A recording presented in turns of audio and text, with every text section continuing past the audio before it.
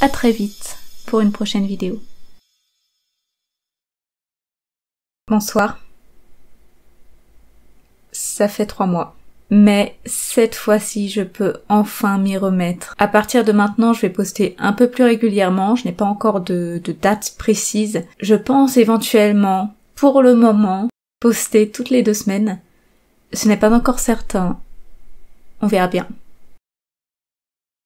Dans les semaines à venir, je vais poster du nouveau contenu, que ce soit des vidéos, des audios, et évidemment, je vous reparlerai de précédents. Cette histoire d'auto-édition est longue et un peu fastidieuse, mais on arrive au bout des choses, et je pourrai enfin vous présenter réellement cet univers que j'adore. Sur ce, nous allons reprendre jusqu'au bout. On s'était arrêté à la fin du chapitre 5. Clark avait réussi à piéger Lexa et à se rendre compte que Lexa aussi avait un léger faible pour elle. On reprend là-dessus. En petite en-tête de chapitre, j'avais indiqué « La tension monte de plus en plus depuis la fête. » Où cette tension va-t-elle nous mener? On se demande bien. Allons-y. J'avais tout fait pour éviter de rencontrer mes amis ce week-end. Je dormais déjà quand Raven était rentrée de la fête et je m'étais levée avant elle le lendemain matin. J'avais traîné en ville toute la matinée et avais été travailler. J'avais pris tous les services du week-end sans expliquer à mon patron la raison pour laquelle j'avais besoin de me changer les idées. Il avait accepté, le week-end suivant Halloween étant toujours difficile à gérer. Beaucoup de clients, je n'avais pas eu le temps de penser à la fête, à ce qui s'était passé au réfectoire. Je m'étais assurée de rester suffisamment occupée pour ne pas y penser. La tâche avait été rude, mais j'avais réussi. Malheureusement, le retour en cours de lundi m'avait rendu mes souvenirs en flash brusques. J'essayais de me concentrer, écoutant le prof et prenant en note tout ce qu'il disait, même les choses inutiles. Et des choses inutiles, il en disait un bon nombre. Cela ne dura pas longtemps car Octavia se tourna vers moi, l'air concerné. « Tout va bien, Clark ? Raven m'a dit qu'elle ne t'avait pas vu du week-end. » Commencer la journée par un cours commun, quel piège! J'étais coincée. « Je travaillais ce week-end. » répondis-je en réfléchissant à un plan pour me sortir de cette conversation. « Clark, je dois te dire. »« Tout va bien, Octavia, je t'assure, » la coupai-je. On est sur un acting de grande qualité en début de chapitre, attention. Elle hésita un instant et me tendit son téléphone. Je le pris et regardai la photo que présentait l'écran avec attention. C'était moi, en train d'embrasser Lexa. Sauf que cette fois-ci, ce n'était pas un montage. Cette photo avait été prise à la cantine. Je posais le téléphone, mettant mes mains dans mes poches. Un froid soudain m'avait traversé. Mes mains avaient failli lâcher le téléphone. Ce n'était qu'une photo, et je ne faisais que l'embrasser. J'étais même consciente de mon acte quand il s'est produit. Oui. On espère en tout cas. Mais je ne m'attendais pas à le voir, du moins pas ainsi. J'avais évité de regarder les murs du campus ces 3 derniers jours pour ne pas voir ce genre d'image, pour ne pas voir la vérité en quelque sorte. Je regardais Lexa avec attention. Je ne m'en étais pas rendu compte jeudi dernier, ayant été fixée sur mon plan, mais cela apparaissait si clairement sur la photo que j'avais l'impression de les ressentir. Les mains de Lexa, une sur ma hanche, l'autre sur ma joue, à la bordure de mon cou.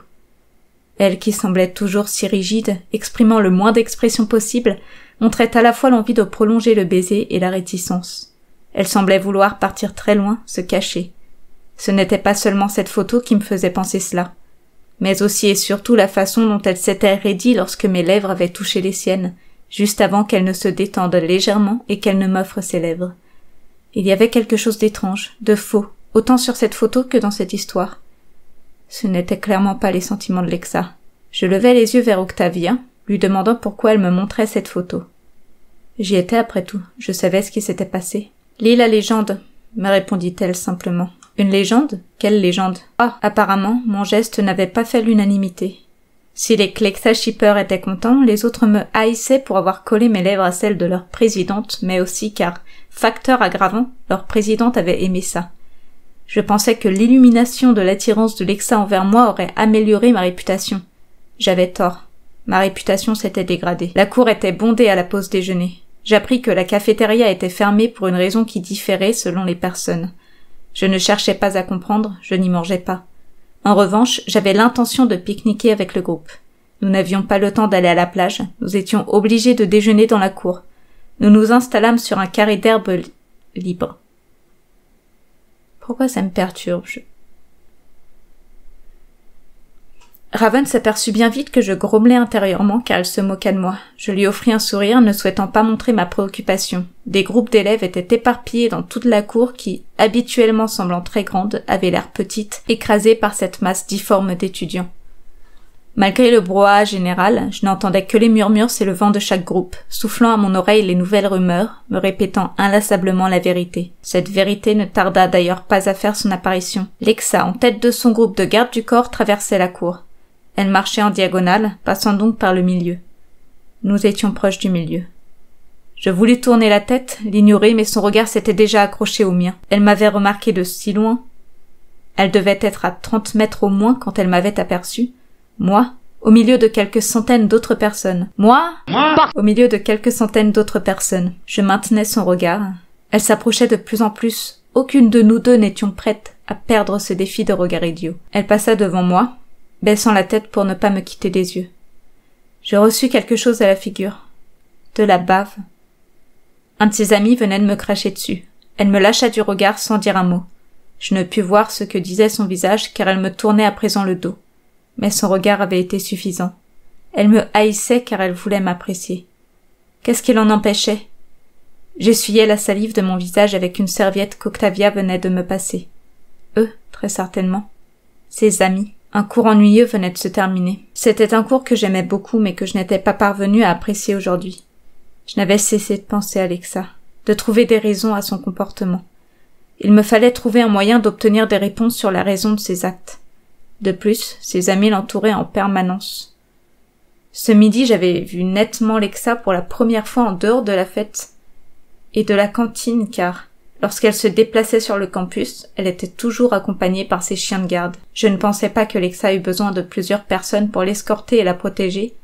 Elle avait l'air bien assez forte elle-même. Je m'arrêtai. Une voix familière avait alerté tous mes sens. Je m'apprêtais à quitter le couloir que j'étais en train de traverser pour rejoindre mon prochain cours quand on me poussa violemment contre le mur. Je le heurtai et tombai au sol, poussant un grognement de douleur. Anya. Un pied heurta mes côtes et je me roulai en boule pour protéger mon visage et mon abdomen. Mais les autres coups attendus ne vinrent jamais. L'on me releva. Je vis le visage souriant d'Anya. Sa main droite serrait mon cou. Je l'avais ressenti à la douleur de celui-ci sous ma poigne, ma respiration ayant déjà été coupée par le coup de pied. Elle attendit que je manque d'oxygène à en rougir, à en perdre l'équilibre, me lâchant finalement avant que je ne m'évanouisse pour me voir m'effondrer lamentablement sur le sol. Continue comme ça, Griffin. La prochaine fois sera la bonne. Mes mains à plat au sol tandis que je reprenais tant bien que mal ma respiration. Je sentis les vibrations du sol au rythme des pas de mon agresseuse. Finalement, je séchai le cours de théâtre pour aller m'isoler dans ma chambre. Je n'avais pas envie d'expliquer mes contusions au professeur ni aux autres élèves d'ailleurs. Ma tête me tournait encore quand j'arrivai enfin devant ma porte. Je sortis mon passe et l'ouvris, heureuse que l'ouverture se fasse par carte électronique et non uniquement par clé. Je me serais amusée un moment à essayer d'entrer cette fichue clé dans la serrure avec ma vue à moitié brouillée. Je posai mon sac près du bureau et fermai la porte. Les volets étaient fermés, je me demandais d'où provenait la lumière. Après réflexion, elle venait de la lampe au plafond. Mais je me souvenais bien l'avoir éteinte et Raven était directement allé en cours après le déjeuner. Donc par conséquent, ce n'était pas normal. Bravo, très bonne déduction. Je n'ai aucun mot vraiment clair que +10. Incroyable. Je me laissais tomber au sol, mon lit étant trop loin. Assise, les jambes repliées derrière moi, je clignais abondamment des yeux pour essayer de retrouver une vue normale. J'avais vraiment mal à la tête. « On est ivre ?» fit une voix derrière moi. Je pensais avoir eu une hallucination et pensais plus à un rêve quand je découvris Lexa assise contre le bord du bureau. Je me relevai tant bien que mal, avec la souplesse d'un bâton de fer, et tâchai de me tenir droite pour regagner un minimum de crédibilité. « Tu serais bien contente, tiens, » grommelai-je. Adieu la crédibilité. Je tenais quand même debout, c'était déjà ça.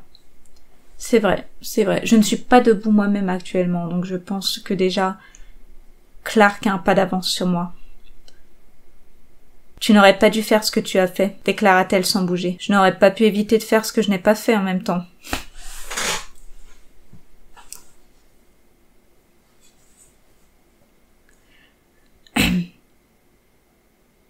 J'allais dire que c'est un humour vraiment nul, puis je me souviens qu'en fait, ça vient de moi. Pourquoi suis-je surprise?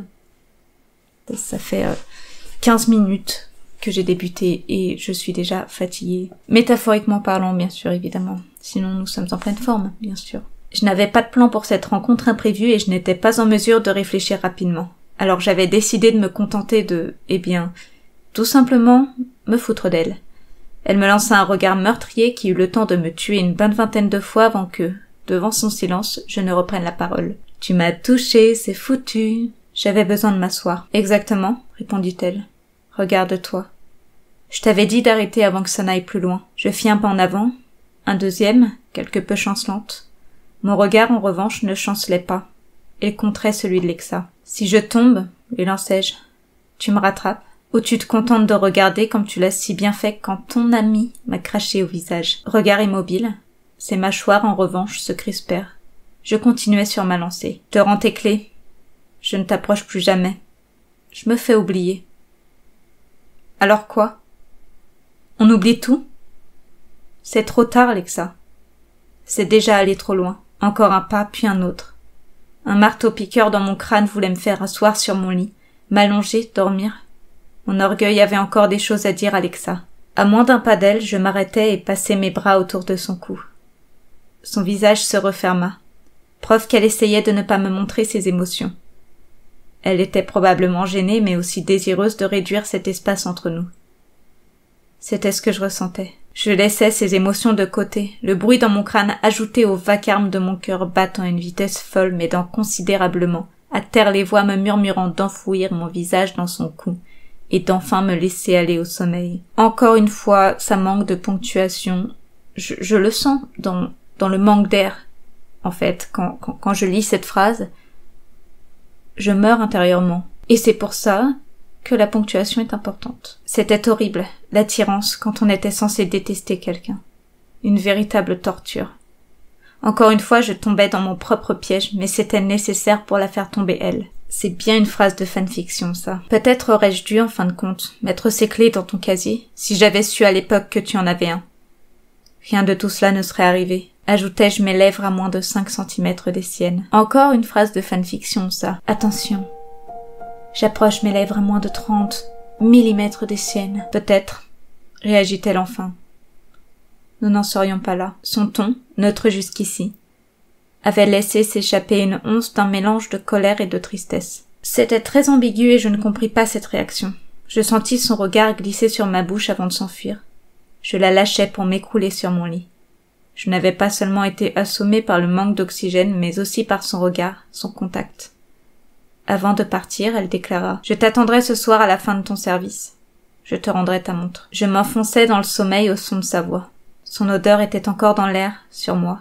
Je plongeai mon visage dans l'oreiller. Oublier, juste un instant. Oublier que j'aimais sa présence pour pouvoir la détester. Après tout était de sa faute. Ce fut ma dernière pensée avant qu'une vapeur grisâtre n'envahisse mon esprit et m'arrache toute conscience. Quand je sortis du restaurant et trouvai Lexa assise sur le banc de pierre, sa dernière réplique me revint en mémoire. Elle se leva, retrouvant la posture droite et assurée qu'on lui connaissait si bien.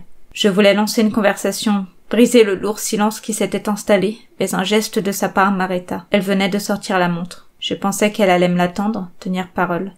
Au lieu de ça, elle la laissa tomber sans me quitter des yeux et l'écrasa d'un coup sec du plat du pied. Un cri s'étouffa dans ma gorge. Elle observait mon visage décomposé tandis que je fixais les débris de la montre sans être capable d'esquisser un seul mouvement. Pourquoi avait-elle fait ça? Était-ce cela, sa vengeance? Mes mâchoires étaient si serrées que je n'étais pas certaine de pouvoir les rouvrir un jour. Lexa s'avança vers moi, s'arrêtant à 2 pas. Je supposais qu'elle voulait juste afficher sa supériorité, car elle me dépassait d'une demi-tête. « C'est ce qui t'arrivera si tu restes près de moi », se justifia-t-elle calmement. Changera-t-elle de discours un jour? Elle n'avait pas besoin de briser le seul objet qui me restait de mon père pour me le faire comprendre. Son message était clair depuis bien longtemps, j'avais juste choisi de l'ignorer. Si elle pensait que son geste allait m'arrêter, elle pouvait aller se crever les 2 yeux car c'était la seule solution pour elle de ne plus jamais me revoir. « Encore tes menaces ?» parvins-je à répondre. Les mots avaient glissé entre mes lèvres. Je commençais à retrouver mes capacités motrices. Non, je te préviens. Sa voix s'était adoucie un court instant. Je ne comprenais pas son comportement. Elle avait peut-être Pitié de moi car des larmes commençaient leur descente le long de mes joues, mais mes yeux ne montraient aucune tristesse, noyée par la colère. Au fond, elle devait trouver ça drôle. Elle était probablement fière de ce qu'elle avait fait. Bravo, Lexa. Tu as gagné.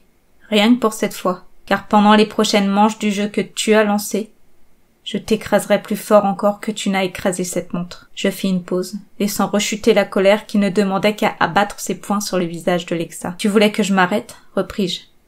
Je vais continuer. Je serai même ce que le campus pense de moi, soit une salope manipulatrice avec un complexe de supériorité l'empêchant d'aller harceler quiconque autre que la grande présidence des élèves de l'université. Et cette fois, ils auront certainement raison en affirmant que je ne souhaite que ta destruction. Je m'arrêtai là, j'en avais assez dit.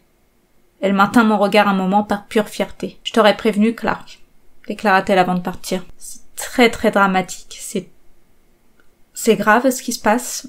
Dans l'exécution, c'est un peu niais, sur les bords.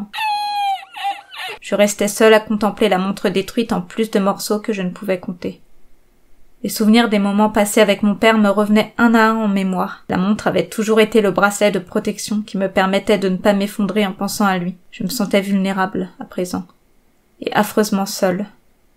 À genoux devant le tas de débris, à ramasser les morceaux pour les déposer dans un tissu, je relâchais la peine que la colère avait jusqu'ici retenue. Papa, tous ces moments que j'avais peur d'oublier étaient aussi beaux que douloureux. S'il me manquait terriblement chaque jour, le fait de ne plus avoir rien de matériel me donnait l'impression de l'avoir encore perdu. À la différence que, cette fois, c'était pour de bon. Je n'étais pas rentrée en marchant hier soir. J'avais couru aussi vite que je l'avais pu, tout le long du chemin, sans m'arrêter. Ma colère pour Lexa s'était transformée en haine au rythme de mes foulées. L'image du trousseau m'était revenue à l'esprit et je n'avais pensé qu'à le détruire jusqu'à ce qu'une autre idée plus cruelle ne me vienne à l'esprit. Je devais trouver ce que ces clés ouvraient et détruire ce que ces lieux contenaient. Il semblait important puisque Lexa m'avait souvent réclamé le trousseau. Ce matin, j'ai demandé à Raven de me les rendre. Elle les avait très bien cachés, je l'avais remerciée avec un pâle sourire. Elle était au courant, je lui avais expliqué. En fait, je lui avais tout dit.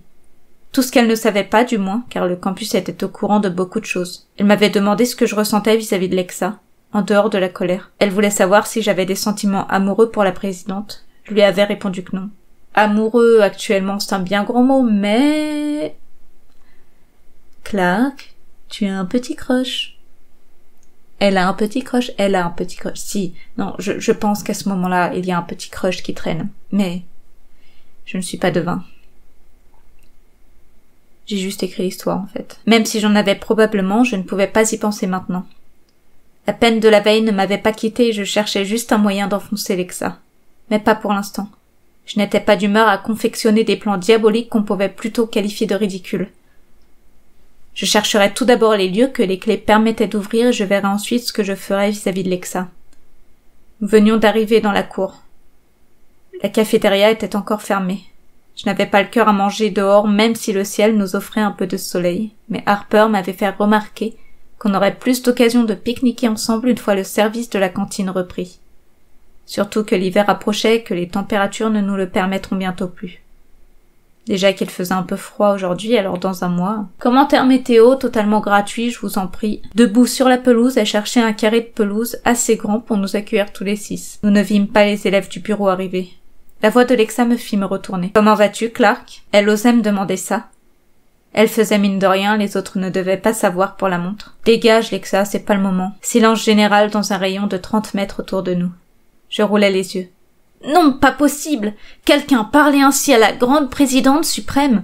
Quel manque de respect total! Quelle infamie! Blasphème! Oui, bon, j'avais compris, vous misérables populaces donneriez tout pour une conversation de plus de 2 minutes avec votre idole. Je vous la donnais volontiers. Quel campus débile. Nul besoin de préciser que j'étais en colère. Non, c'est vrai, pas besoin de le dire. Ni de l'écrire d'ailleurs. C'était assez explicite pour tout le monde. Sauf pour Alexa peut-être, qui profita de mon humeur massacrante pour jouer une nouvelle carte. Pour mes propos, l'un des compères de Lexa me poussa violemment en arrière, me hurlant de m'excuser. Je ne vis pas son visage, je ne regardais que celui de sa chef. Son regard me donnait l'impression qu'elle maîtrisait parfaitement la situation. Et c'était le cas. Elle s'agenouilla à mes côtés, glissa sa main dans la mienne pour m'aider à me redresser. « Laissez-la » lançait-elle à ses pions. « Il y a encore plus de monde ici qu'au réfectoire. » « Tout le monde peut nous voir, elle doit être intimidée. » Fous-toi de ma gueule, grommelai-je intérieurement. Ce n'était pas moi qui semblais être la plus intimidée de nous deux la dernière fois. Je faisais évidemment référence à l'événement du réfectoire. Elle sourit. Elle sourit? D'accord. Elle jouait réellement comme elle l'avait déjà fait lors de la fête la semaine dernière. Elle avait choisi le bon moment, hein. J'arrêtais de grommeler intérieurement et essayais d'adopter une attitude confiante. Évidemment, je n'y arrivais pas, encore hantée par le souvenir de Lexa écrasant la montre de mon père. « Et maintenant ?» répliqua-t-elle en caressant le dos de ma main de son pouce. « Comment te sens-tu ?»« Merveilleusement bien. »« Non. Sans déconner, Lexa, il t'avait fallu 4 jours pour te remettre de tes émotions ?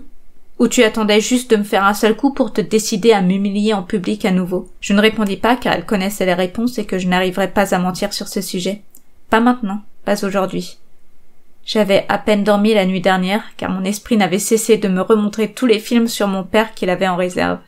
En un sens, le fait de briser la montre avait relâché tous les souvenirs le concernant. Après un court silence général, Lexa ajouta « Tu es plus bavarde d'habitude. N'as-tu plus envie de m'insulter ?» Face à ses lèvres closes, elle se redressa et passa une jambe par-dessus mon corps. Une main vint repousser une mèche de cheveux et je la laissai faire. Je doutais de sa capacité à aller plus loin. Pas devant toutes ces personnes. Elle s'approcha, resserrant l'étau. À moins que tu ne veuilles me dire autre chose. Le piège se refermait sur moi. Son regard rempli de malice me fit perdre tout espoir de gagner cette manche. Lexa avait choisi le bon moment pour prendre sa revanche sur vendredi dernier. Son visage s'approchant lentement du mien insistait sur sa dernière question. Je reculai en arrière, ou plutôt me baissai. Seul moyen pour moi de m'écarter. Elle se rapprochait toujours plus et le sol m'empêcha de reculer mon visage encore un peu plus. La main gauche de Lexa était encore contre mon oreille, ses doigts dans mes cheveux. Lexa maintenait son équilibre avec son bras droit, main à plat sur le sol au-dessus de mon épaule. Je compris que je n'aurais pas dû reculer car Lexa était pratiquement allongée sur moi, son visage à quelques centimètres du mien. « Qu'est-ce qu'il y a, Clark ? Tu avais l'air d'aimer notre proximité la dernière fois. »« La dernière fois ? Laquelle ?» parvins-je à souffler. « Celle où tu t'es langui de mes lèvres ou celle où tu as détruit la dernière chose qu'il me restait de mon père ? » « C'est pas faux. » Elle marque un point. Ah. Non. Ce débat est très intéressant. Clark marque un point. Pendant un très court instant, son regard sembla s'excuser. Oh. On ne savait pas que cette montre appartenait à un défunt? Ou que sa destruction pouvait causer plus de mal que celle d'une babiole sans histoire, sans cette valeur particulière? Son fin sourire ne l'avait pas quittée. Elle gardait les apparences face à tous ces spectateurs autour de nous. Mes paroles, seule elle avait pu les entendre. En revanche, elle parlait assez fort pour qu'on puisse l'entendre à au moins 20 mètres de rayon. Puce. Subjonctif passé, dis donc.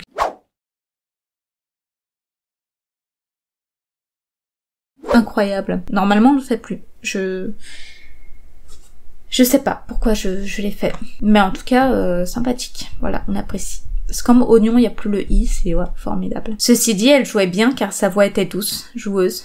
Mais en aucun cas elle ne criait. Elle répondit. « Affirmerais-tu me haïr ?»« Y parviendrais-tu au moins ?» Elle était si proche, trop proche. Je pouvais sentir son cœur battre contre ma poitrine. Son souffle sur mon visage, ses yeux fondant les miens de leur chaleur. Je sentais mes joues s'enflammer.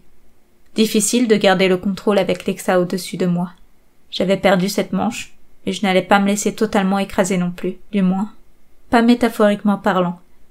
Lexa était déjà sur moi, alors de ce côté-là j'avais déjà perdu. Je redressai légèrement la tête et, sous son sourire qui se moquait de mon visage rougi, je murmurai au bord de ses lèvres. « Et si je te disais que je n'avais Dieu que pour toi, que je ne désirais que toi, que tu pouvais rester là autant que tu le voulais? Que me répondrais-tu » Elle ne bougea pas, conservant indéniablement les apparences, mais je pus sentir son cœur s'emballer. Nos cœurs faisaient tous deux une course de vitesse. Elle se rapprocha encore, nos lèvres se frôlaient et ne demandaient qu'à se joindre. Lexa ne se laissait pas démonter aujourd'hui. Je n'arrivais pas à la déstabiliser suffisamment pour la faire reculer. Elle savait qu'elle avait l'avantage. Je ne répondrai pas, sa voix bien plus assurée que la mienne. Je t'embrasserai. Je ne te lâcherai plus, parce que si tu venais à l'admettre, alors tu n'aurais plus de raison de résister. La température montait à une vitesse folle. Je voulais que cette scène se termine. Emmener Lexa dans une pièce à part, sans spectateur, n'étant pas trop fan du voyeurisme, et me laisser aller à ce désir qui m'étouffait. Qui enserrait Lexa aussi d'ailleurs, je le sentais.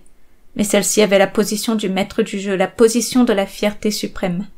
Alors que ma fierté se laissait inlassablement écraser. Ceci dit, mon orgueil était encore là, Pour cette raison, mon regard retomba sur les lèvres à 5 mm des siennes et je fis remarquer. 5 mm, ça devient de plus en plus précis là. Gwenaël, je ne savais pas que tu avais fait un bac S. Je t'ai embrassé il y a 4 jours à peine. Si l'une de nous serait en train de résister, ce serait plutôt toi. Oui, donc en fait, si l'une de nous était, du coup. Mais c'est pas grave. Gwenaël, tu feras mieux la prochaine fois. Même sourire. Elle avait une réponse à cette réplique aussi. La connaissant, elle était sûrement la présidente du club de théâtre. Elle semblait tout présider ici, pas seulement les élèves. Elle tenait le campus entier au bord de ses lèvres et avait réussi à m'avoir aussi. Littéralement parlant. Tu es parti avant que je ne puisse te rendre ton baiser, répondit-elle avec un calme agaçant. Elle maîtrisait trop bien la situation. Je la laissais finir sans la couper. Aurais-tu peur de perdre le contrôle, Clark? Ou bien de me laisser prendre le contrôle? Elle contrôlait déjà tout le campus de toute façon. Ou était-ce le campus qui la contrôlait? J'avais quelques doutes là-dessus. Je reposais ma tête sur le sol, la défiant du regard. Faudrait-il encore que tu oses réellement me le prendre? Elle sourit, encore une fois. Certains avalaient des clowns et riaient sans cesse. Elle avait dû avaler un comédien pour se maîtriser ainsi.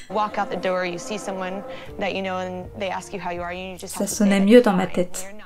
Je vous le jure. Les autres devaient penser qu'elle voulait simplement prouver que j'étais la plus instable émotionnellement, mais on savait toutes les deux que, seule dans une chambre, cette scène aurait tourné tout autrement. Ou peut-être pas d'ailleurs, nos orgueils auraient confronté l'autre pour le forcer à commettre l'action du véritable premier pas. Je préfère te regarder rougir encore un peu, dit-elle en se relevant avec un niveau d'agilité que je n'atteindrai jamais.